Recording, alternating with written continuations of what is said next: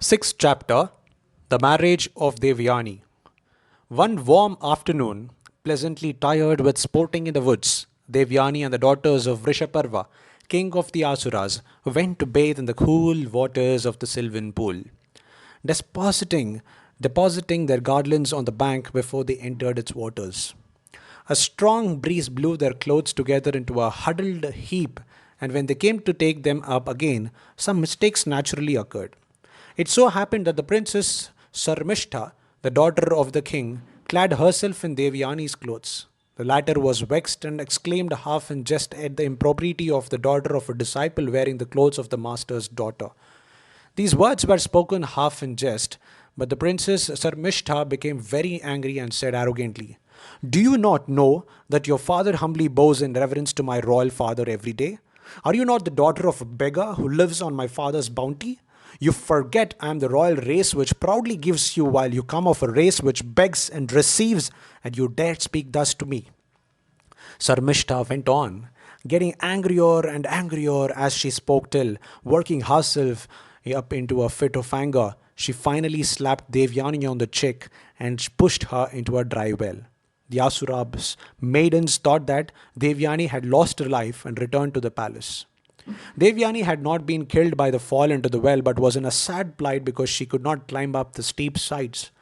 Emperor Yayati of the Bharata race, who was hunting in the forest by a happy chance, came to the spot in search of water to slake his thirst. When he glanced into the well, he saw something bright, and looking closer, he was surprised to find a beautiful maiden lying in the well. He asked, "Who are you, O beautiful maiden, with bright earrings and ruddy nails? Who is your father? What is your ancestry? How did you fall into the well?" She replied, "I am the daughter of Sukracharya. He does not know that I have fallen into the well. Lift me up." And she held forth her hands. Yayati seized her hand and helped her out of the well. Devyani did not wish to return to the capital of the king of the Asuras. She did not feel it safe to go there, as she pondered again and again on Sarmishta's conduct.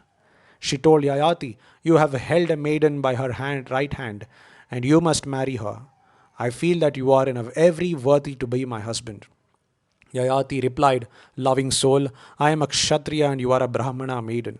How can I marry you? How can the daughter of Shukracharya, who is worthy to be the preceptor of the whole world, submit to be the wife of a Kshatriya like myself? Revered lady, return home." Having said these words, Yayati went back to his capital. A Kshatriya maiden could marry a Brahmana according to the ancient tradition, but it was considered wrong for a Brahmana maiden to marry a Kshatriya. The important thing was to keep the racial status of women unlowered. Hence, Anuloma, or the practice of marrying men of higher caste, was legitimate, and the reverse practice known as the Pratiloma, that is, marrying men of a lower caste, was prohibited by the Sastras. Devyani had no mind to return home. She remained sunk in sorrow in the shade of a tree in the forest. Sukracharya loved Devyani more than his life. After waiting long in vain for the return of his daughter, who had gone to play with her companions, he sent a woman in search of her. The messenger, after a weary search, came on her at last near the tree where she was sitting in dejection, her eyes red with anger and grief, and she asked her what had happened. Devyani said, "Friend, go at once and tell my father that I will not set my foot in the capital of Rishiparva." And she sent her back to Sukracharya. Extremely grieved at the sad plight of his daughter, Sukracharya hurried to her. Caressing her, he said, "It is by their own actions, good or bad, that men are happy or miserable. The virtues or vices of others will not affect us in the least." With these words of wisdom, he tried to console her. She replied in sorrow and anger, "Father, leave alone my merits and faults, which are after all my own concern. But tell me this, was Sarmishtha, the daughter of Rishiparva, right when she told me you were but a minstrel singing the praises of kings? She called me the daughter of a mendicant living on the doles won by flattery. Not content with this arrogant contumely, she slapped me and threw me into a pit which was nearby. I cannot stay in any place within her father's territory." And Devyani began to weep. Sukracharya drew himself up proudly. "Devyani," he said with dignity, "you are not the daughter of a court minstrel. Your father does not live on the wages of flattery. You are the daughter of one who is reverenced by all the world. Indra, the king of the gods, knows this, and Vrishiparva, who is ignorant of his debt to me. But no worthy man extols his own merits, and I shall say no more about myself. Arise, you are a pureless gem among women, bringing prosperity to your family. Be patient, let us go home. In this context, Bhagwan Vyasa advises humanity in general in the following words of counsel addressed by Sukracharya to his daughter. He conquers the world who patiently puts up with abuse of his neighbors. He who controls his anger as a horseman breaks an unruly horse is indeed a charioteer and not he who merely holds the reins, but lets the horse go whither it would. He who sheds his anger just as a snake, its slow, is a real hero. He who is not moved despite the greatest torments inflicted by others will realize his aim. He who never gets angry is superior to the ritualist who faithfully performs for 100 years the sacrifices ordained by Scripture.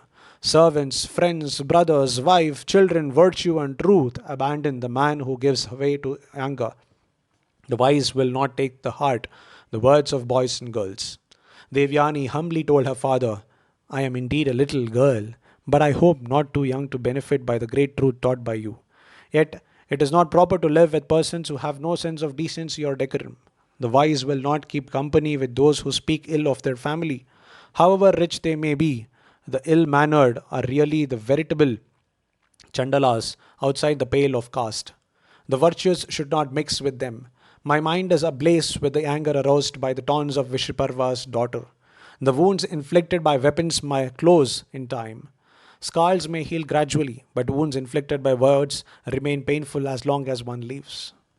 Sukracharya went to Vrishiparva and fixing his eyes on him gravely said, O king, though one's sins may not bring immediate punishment, they are sure, sooner or later, to destroy the very gem of prosperity.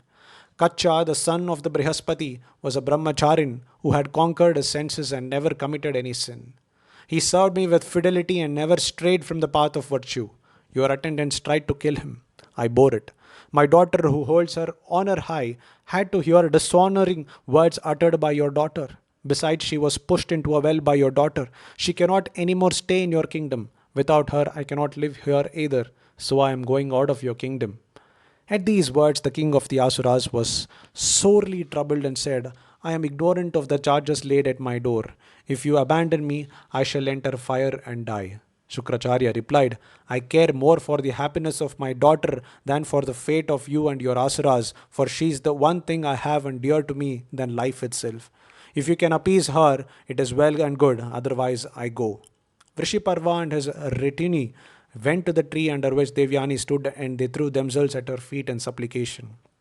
Devyani was stubborn and said, Sarmishta, who told me that I was the daughter of a beggar, should become my handmaiden and attend on me in the house into which my father gives me in marriage. Vrishiparva consented and asked his attendants to fetch his daughter Sarmishta. Sarmishta admitted her fault and bowed in submission. She said, Let it be as my companion Devyani desires.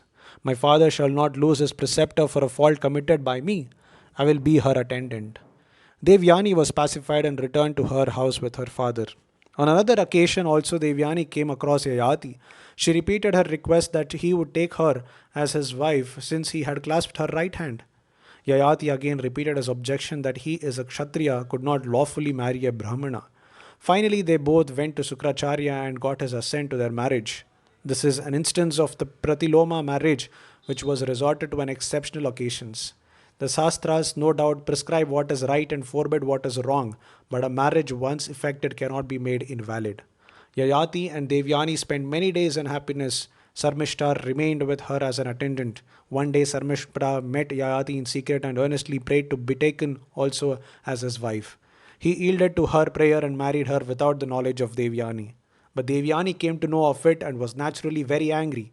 She complained to her father and Sukracharya in his rage cursed Yayati with premature old age.